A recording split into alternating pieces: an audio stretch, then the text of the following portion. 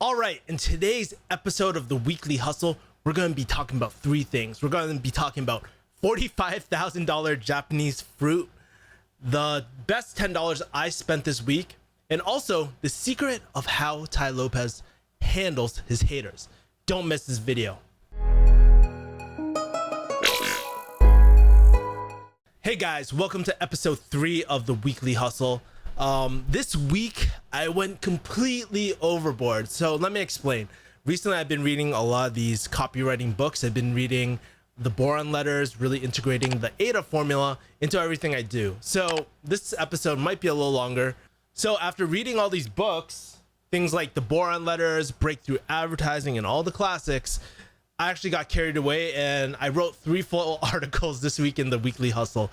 Whoops, I'll probably post them on my website, refugeehustle.com. Anyways, that is good news for you, because if you take the next 15 minutes to read them, it'll help you live a more productive, happier, and richer life as well. So make sure to watch this video. So if you're new to the Weekly Hustle, I'm really here just to do a few things. One, I'm here to share cool people, processes, tools, and ideas for entrepreneurial hustlers who want to be great and focus on the long-term game of mastery. Speaking about mastery, I want to document the process of the long-term game of how to hit $10 million, because according to Grant Cardone, 10 million is the sweet number where you can generate, you'll have 100K per year for the next 100 years. So chances are that will set you up for generational wealth. So like I said, if you're new to Weekly Hustle, typically I talk about 5 things. This week, I'm going to be talking about the best $10 I spent this week, something that I'm enjoying learning about, what person I'm following this week, what I'm thinking, and what my guilty pleasure is this week. I think you'll really enjoy all these topics, because if you guys don't know, I'm kind of a bit here and there, I have multiple interests, and that's why my friends call me Asian Joe Rogan. I just have a lot of interests, and I want to share some of my interests with you guys, and I know that you guys will find each one of these really interesting as well, so keep on watching. Also, every single week I try to answer a few questions, so if you have questions that you want me to answer on this Weekly Hustle, make sure to subscribe to my website, refugeehustle.com/join, and then subscribe to my newsletter, and then you can reply back to me and we can have a dialogue. All right, let's dive into the first topic, the best $10 I spent this week. Think about the last $10 that you spent. What did you spend it on? Was it a Grubhub while you're in quarantine? Was it your Netflix subscription to the newest season of Kingdom? By the way, that series is fire. You definitely gotta check it out on Netflix. Well, I honestly love spending on food and entertainment. Chances are the last 10 bucks, it probably wasn't all that productive for you. It probably didn't help you get more done, didn't make you any more money, or help you organize your ideas. Whether you're a student preparing for your exam, maybe a pharmacy student like I was 5 years ago, or even more actually, or if you're an entrepreneur trying to create a new product, service, or offering, you're leaving money on the table by not having this one investment in your back pocket. Actually, you can't stick it in your back pocket. I'll get into that in a second. So today I'm actually sharing the best 10 bucks that you can make in 2020 while in quarantine. So you're asking, what is this killer $10 investment? It's this big ass whiteboard over here. And you might be wondering, how's a $10 whiteboard gonna help me make more money? Well, hear me out. I was talking to one of my good friends who used to work at EY as a consultant, and he was telling me that in every single meeting room, every single one, they actually have a big ass whiteboard. Now, it's really nice. They're glass whiteboards and stuff. Essentially, they have them all in each room. And I was like, why? Why would a corporate company spend hundreds of thousands installing these whiteboards in every single meeting room? Well, it was really interesting, the reason why. Let me explain. So do you ever have those mornings when you feel like you have a lot to do, but you have trouble keeping track of what you need to do? By doing a brain dump every single morning of everything that you need to do, it stops something called the whirlwind effect. Do you know what the whirlwind effect is? Where you're constantly reacting, everything is you're scrambling.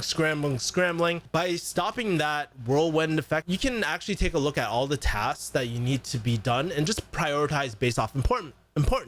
Basically, you can strategize this in a more efficient way of getting things done. It's one thing to just write things that you need to do, but the thing is, whiteboards actually give you the clarity to turn your ideas into actions. After all, how can you get more done if you don't know what needs to be done in what particular order as well, right? Which leads me to the most important part, with the part that you probably been wanting to watch since the beginning, is making more money. Now, this is important because here's the thing.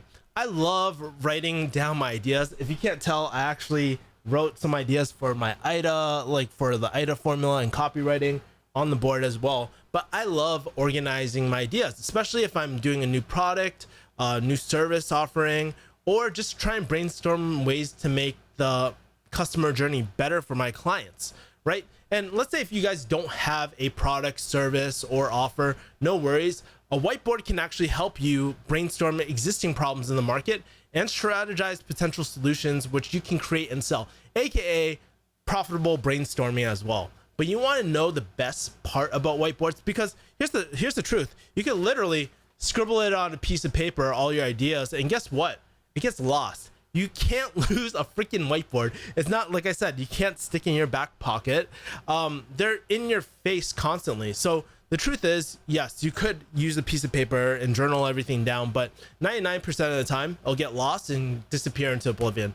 I don't know about you, but it's really hard to lose a whiteboard. So, and the more important thing is that there's that real great tactile feeling of writing things down, hearing that squeaking noise as you're writing that thing, writing your ideas down, which is so satisfying. And then being able to take a step back and look at everything from a bigger point of view.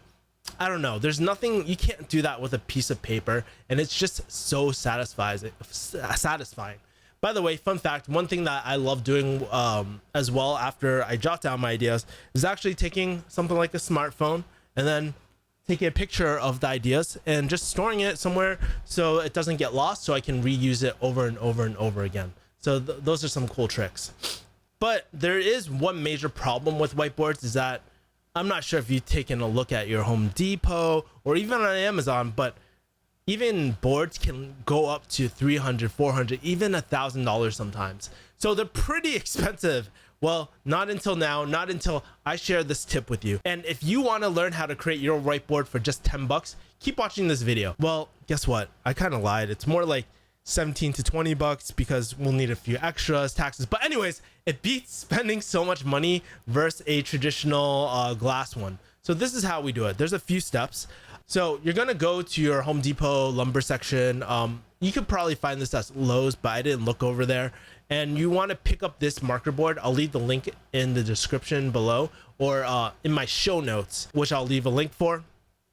Second thing that you need to do is purchase the command strips. Now, I always recommend get the heavy duty ones that support the 16-pound ones. I also left the link for that as well. And then it's simple. Just find an area of your house that you want to do and just use the command strips to put on the back of the board, and it stays really, really well. It actually works really well. If I really wanted to, I could actually make this whole wall a marker board if I really wanted to, but probably not going to do that. I think this is good enough for me, but you can customize it and all that as well. So also, you know, I hung mine like vertical or horizontally. You can do it vertically and whatnot as well.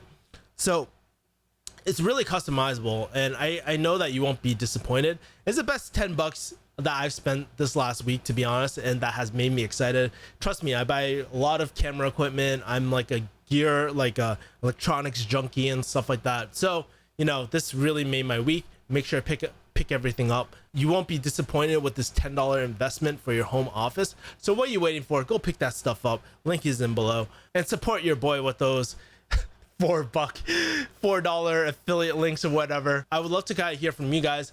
What is the best $10 investment that you spent this week? Is it a whiteboard? Is it something else? Let me know in the comments. Let's start this discussion. Who knows? I might even review some of your products as well. Second thing I'm going to be talking about today is something that is near and dear for my heart. Have you ever been on YouTube and checked out these expensive Japanese fruit videos? I do it all the time. And I'm like, man, I wonder what those taste like. But the other day, of course, my marketing brain is always like, dude, how can someone pay so much money for fruits like these? In fact, last year, someone in Japan paid 45,000 US dollars for a pair of cantaloupes. Can you believe that? Yes, you heard right. $45,000 for a pair of cantaloupes. So I don't know. When I was watching this video about someone paying that much, I started thinking like, dude, why would anyone want to pay that much for a pair of melons? And so I actually spent last week just searching for that exact answer, and I finally found it. So if you want to know the secret behind charging 10,000 times more for the same type of fruit that you can find at a local supermarket, then read on or watch this video. So there was three things that really kind of stood out to me, and they build on top of each other. And the third reason is the most impactful as well. So let's kind of dive into it. So first things first, there's already an existing market demand in Japan. So imagine this. If you tried selling 5-figure fruit in Japan, how do you think that would turn out? Would it sell? Most likely not. It probably would not sell whatsoever. And as mentioned in this classic copywriting book, Breakthrough Advertising, it's one of my favorite books on copywriting positioning out there. You can't create desire for a product, right? But what you can do is really focus on the existing desires of the market and bridge the gap onto a particular product, right? So you can't just create desire out of thin air. There's no magic pill of making you desire something that you don't really care about. Like if I found a piece of dog turd out there, would you really want that? Probably not. There's no desire for that. Just to give you an idea of the Japanese market, in Japan, premium fruits are typically sent as gifts. So it's not uncommon to spend $100 to $1,000 just for a present, right? For especially formal occasions like weddings, business transactions, hospital visits, those type of things as well. While this explains the high demand for high-end premium fruits in the Japanese market, it still doesn't explain why people will pay 5 figures for fruit, which leads me to my second point over here. There are 4 grades of quality when it comes in terms of high-end fruit in Japan. So if there were 2 pieces of fruit in front of you, right? Could you tell the difference between the 2? And if so, how would you go about telling the difference? Something that sometimes we forget is that we have to keep in mind this is a natural product. This is a product of nature. And Mother Nature doesn't tell us that there are 4 grades. It's human made. You gotta realize, a human like you and me, they created these 4 tiers of fruits in Japan. So if you want a breakdown of the 4 fruits of Japan, here they are from lowest to highest. So we have Yuki, which is automatically thrown if there's any minor defects with the fruit. We got Shiro, which is 55% of the fruit, Yama, which is 25% of fruit, and Fuji, which is 0.1% of fruit, meaning 1 in every 1,000, I think that's right, will be a Fuji grade of fruit, which is crazy.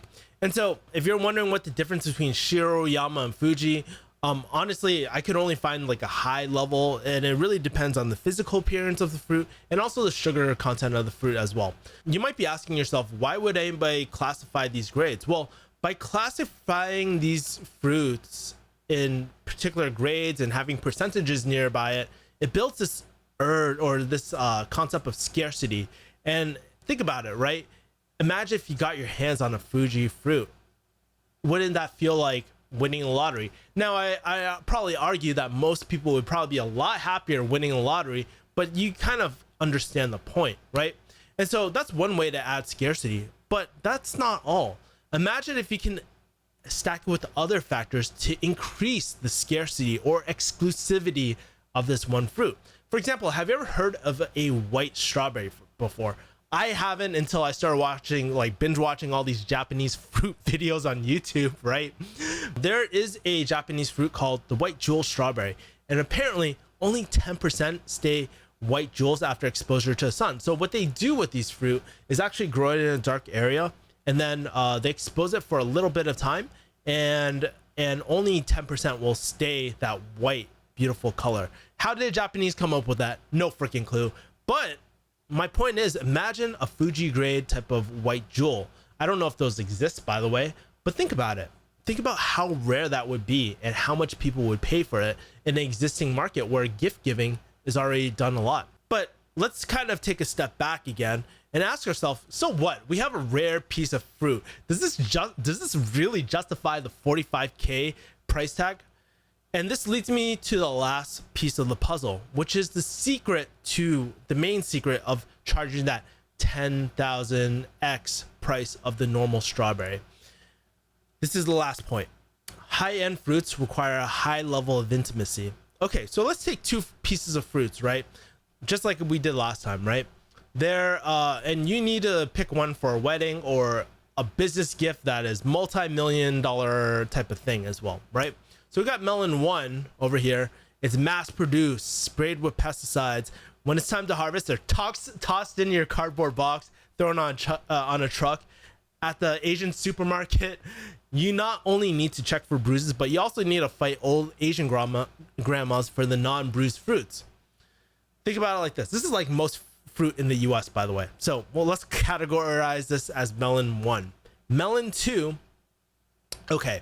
So these melons are grown in a controlled environment where they're grown on, not in the ground, but they're grown on raised beds. Why? So the individual farmers can actually water these plants and control the exact amount of water each plant gets. Now, after being watered, these farmers, they'll put on these gloves, these white gloves, and they will massage these melons daily with their white gloves. In fact, they actually go through a lot of pairs of white gloves just massaging these melons. And after this massage treatment, these melons are also wrapped in white paper to protect the melon from the sun and sun damage. And so when they're ready for harvest, they're not just thrown in a cardboard box. They're put in an individual presentation box, probably on a pillow of something like silk or something, and presented to its buyer. Which one would you buy for that one-time special event? And more importantly, why? See, the truth is, the unique selling proposition of a $45,000 melon isn't the physical characteristics of the sugar content. Actually, no one cares about that. What sells the $45,000 melon is the story and process of how this product is created and the level of intimacy required to produce that product. It's really, really important. Think about the most expensive, other than melons, think about things like cars, the exclusivity of cars. So imagine if you gifted these melons to someone that you really cared about, how do you think it would make them feel receiving such a gift of high intimacy? And think about yourself, the one receiving that gift. How would it make you feel receiving a fucked up fruit thrown in a cardboard box versus a silk bed that has a really unique characteristic about it? It's been high intimacy with the melon versus, the presentation of a melon being placed in an individual box on a silk bed. Which one would you choose? Now this is the real product behind marketing. It's not only just selling something for 10,000x its price, is really giving meaning to the products for the customers receiving them. And this is true whether you're talking about expensive melons, you're talking about expensive pens, or even at the port, if you're buying a Porsche. If you ever get a chance to go to a Porsche Experience Center, take a look at it. It's a great lesson on marketing because there is a high intimacy for every single luxury product. And if you sell a luxury product, ask yourself, do you have that level of storytelling of that high intimacy as well? So if you guys are interested in marketing and positioning, some resources I would check out. The first resource I would check out is Getting Everything You Can Out of All You Got by Jay Abraham. He's one of the masters at positioning and marketing. And also I would check out Breakthrough Advertising by Eugene Schwartz. This book is very rare, very hard to find actually. It went out of print, and Eugene Schwartz is no longer with us anymore. So that is a really great book, but very dense, not for beginners whatsoever. And if you want a nice freebie type of content, check out the Boron Letters by Gary Halbert. Those are really interesting. I might review those next week, but it's really a school of hard knocks in copywriting. So if you like someone who these letters were written in prison to his son, and talks about life and business and marketing. So definitely check that out. And finally, if you want to dip your toes into marketing, you want a solid foundation, because books are great, but honestly, it's hard to learn the modern day principles of marketing. Check out my friend Rich and Niche.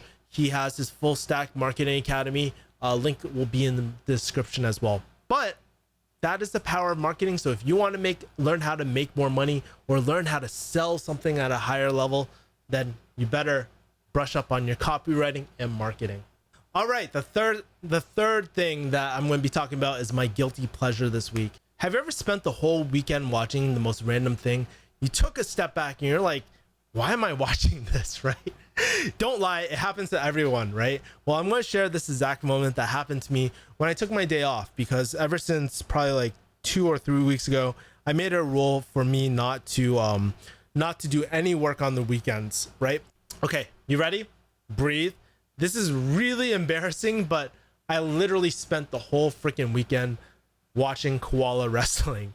Maybe it's because I haven't done jujitsu in over a month, or maybe it's watching all these furry marsupials get after, as Jocko Willink would say.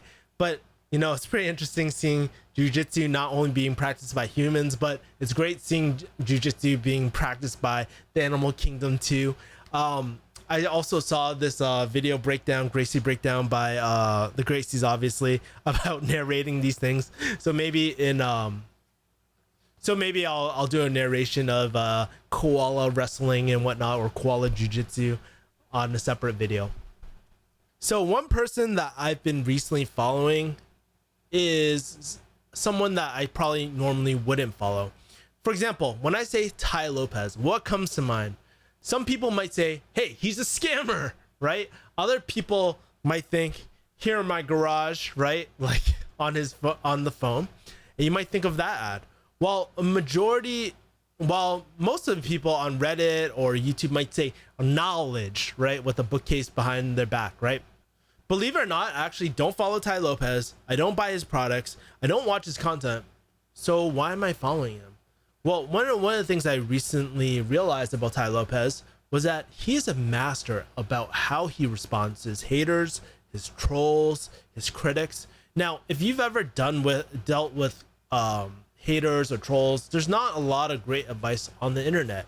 I know because I'm going through it at the moment, and I'm actually asking a lot of my friends about it.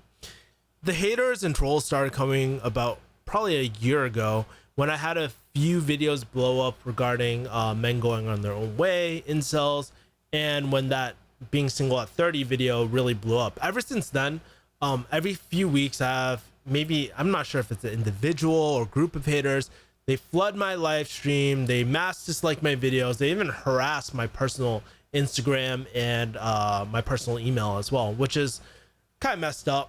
But it doesn't leave me with that many options, because one, you can't really go to YouTube, because even when you bring it up to YouTube, they don't really do anything, right? And when I talk to my friends, they tell me, hey, just block these people. But how do you respond when blocking doesn't work? Because they just create another account. Do you take legal action? Do you sue their ass, right? Which I don't think is always the best option. Or do you look within, take some ayahuasca, kill your ego, and just learn to live with it? What do you do? And so, like I said, conventional wisdom will tell you, hey, ignore the haters. But honestly, this advice sucks, because it doesn't solve the root problem. And what I believe the root problem is, holding people accountable for what they're saying. Like, it doesn't hold the anonymous accountable. It was really interesting to see Tai Lopez respond to his hater, right? Because instead of following the conventional wisdom, which conventional wisdom sucks of just ignoring the hater sometimes, he jumped on a live stream with his critic, you know, and I think the critic's name was John Henry, and I noticed 3 really interesting things about the live stream. One, the conversation is documented in an unedited raw stream type of format. So I think that is important, because so many times it's easy when you're doing a critique video, it's so easy to take things out of context and edit things to make your point. But in a raw format, you understand the whole situation, you understand where they're coming from, you understand the intent, because you could easily say something like, oh, I killed someone, and you could automatically assume that's really bad. But if you edit the part where I killed someone while I was in war and they were trying to kill me, well, is that justified? Does that give you context? And so that's why I believe that taking things, having things in a raw edited format is really important. Second thing I noticed about about Tai Lopez, instead of attacking his hater, being like, why are you doing this, blah blah blah, Tai Lopez, he really slows the pacing down, and instead of criticizing his attacker, takes time to understand his critic's point of view by remaining curious and asking questions. Like, you know, he asks him some pretty foundational questions like, hey John, listen, you know, we've been talking about, and I'm paraphrasing, listen, John, we've been talking for about an hour. How come you haven't asked me any specific questions about how I run my business, how I make my decisions? I thought that was very profound, because he was like, you know what, whenever I'm in a room where someone is running their own business or more successful than me, I'm always asking those questions to them, right? And I thought that was really, really interesting. And what I noticed, and the third thing is what I noticed about John Henry, and I don't know the guy, I don't really watch his content, but his speech patterns were super fast paced, right? And you could tell right off the bat, his intent was to expose Tai Lopez for his lack of knowledge of real estate and startups. And rather than argue, like if I were to critique Tai Lopez, I would probably go in with a more curious mind of, hey, how do you run your business? And argue specific points regarding his business experience instead of wasting time on trivia questions, which honestly, throwing trivia questions doesn't matter, right? Maybe if you're in school, but honestly, knowing a certain formula or knowing certain things is not a good basis of somebody's expertise. Now, here's the one interesting thing I realized as well, even with my friend, he actually recently started his shoe brand, right? He doesn't know, he wasn't grown up doing shoes, but he can coordinate all the right people. He can build a dream team to make the dream happen. So even though you could have a course on something like real estate as well, if you get the right people who can teach those aspects which you're missing, that's great. You know, that is how the highest level of entrepreneur, that's how, I guarantee you Steve Jobs didn't know everything about the iPhone or any of that. He leverages people's experience and people's knowledge as well to make the dream happen. So my final thoughts, in a world where, you know, conventional wisdom will tell you to ignore haters, I think this is a really rare piece of content that, you know, is a must watch for anyone who is going through haters and trying to understand the perspective of internet critics, trolls, whatever you want to call them, essentially, right? And should you jump on the phone or jump on a video chat with every single hater? No, I'm not saying that. But after watching this long debate with Tai and his critic, I had this lingering question in my head, and I was just like, why are you wasting time with a critic? And Tai had a really great response to this in one of his other videos, where he said, it's important to respond to haters sometimes. In this world, people get mixed up with ideas, and it's important to clarify things. So with that being said, you should definitely check out this video. I'll put in one of the cards over here, and you guys can check that out. All right, so this is what I've been really thinking about this week. You know, the truth is there's a lot of people who want to start their own business. They want to start their own side hustle. They want to start their own remote work. And let me ask you this. Have you guys ever thought about doing those things? And chances are you're not alone, because according to the Bureau of Labor Statistics, self-employment is expected to grow from 9.6 million in 2018 to 10.3 million in 2026. So there's almost an 8% growth when it comes in terms of people being more self-employed and starting their own things. So you want more scientific data? I got you. There's a rising trend of Instagram posts from entrepreneurs who paint the dream life through corny ass generic motivational quotes. They're pictures from working from the beaches of Bali, right? And thirst traps on Instagram where they're showing ton of cleavage and it's just some generic quote at the bottom. Nothing wrong with that, by the way. But is this what an entrepreneur is really like? Is this the life of the boss life, right? And so the truth is, what no one does tell you, because probably would not get a lot of views, is what no one tells you is that it requires more discipline running your own business than working a typical 9 to 5. Here's some examples of what I mean by this, right? When you are an independent contractor or you have your own line of work, no one is watching over your shoulder about getting your work done, right? Like no one is holding you accountable. You're expected to hold yourself accountable. Second thing, you're also expected to withhold your own taxes. If you're not very tax savvy, you can get thrown in jail for that.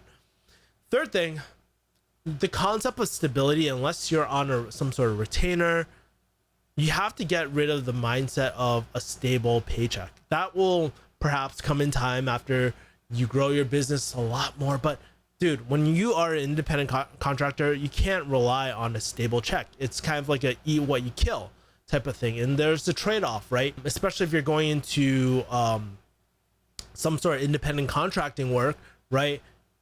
You get the flexibility of doing what you want, but at the same time, you're given a lot more responsibility of what you need to do.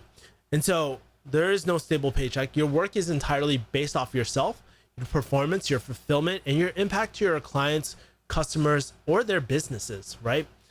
So starting, what I've realized, and I've talked about it with my friends behind closed doors, is that starting a business actually requires more responsibility, not less. And I hope people kind of realize it. With the responsibility comes the flexibility. So if you're already struggling to make the meetings on time, staying organized, struggle with solution-based thinking, you might want to reconsider starting a business or going down the hustle life. Because the truth is, chances are you probably don't want to start a business. Starting a business isn't something that you want. It's really finding work that can sustain your ideal lifestyle and things that you actually care about. So chances are, if you don't like your current job and you're just like, man, Kevin, honestly, I hate driving into work in traffic. I don't like talking to people. I also want to work wherever I want, like location wise, and have that location independence. Well, it doesn't mean, hey, start a business. Sometimes we jump the gun way too quick. It might be, hey, maybe is there a possibility that I can go remote at my current job? Is there a possibility that I can go remote at another job? Can I find some sort of remote work? And I think a lot of time what we really want isn't necessarily starting our own thing, because it's like raising a kid. But really, at the end of the day, it's more of finding a business or finding a stream of income that can support your ideal lifestyle. By the way, if you guys want to check out the show notes, I actually left this conversation that me and my friends had behind closed doors. So make sure to check that out. I'll leave the link below for the show notes. Well, guys, that is the weekly hustle. I hope you enjoyed this week. I have a few questions from the week prior that I will probably throw on the next episode of the weekly hustle. So if you guys have questions for me, make sure to join my email list, refugeehustle.com/join. I will also put the show notes for this episode as well, so you guys can read it and access all the links that I mentioned in this video as well. Support your boy, and can't wait to see you guys next time on the weekly hustle.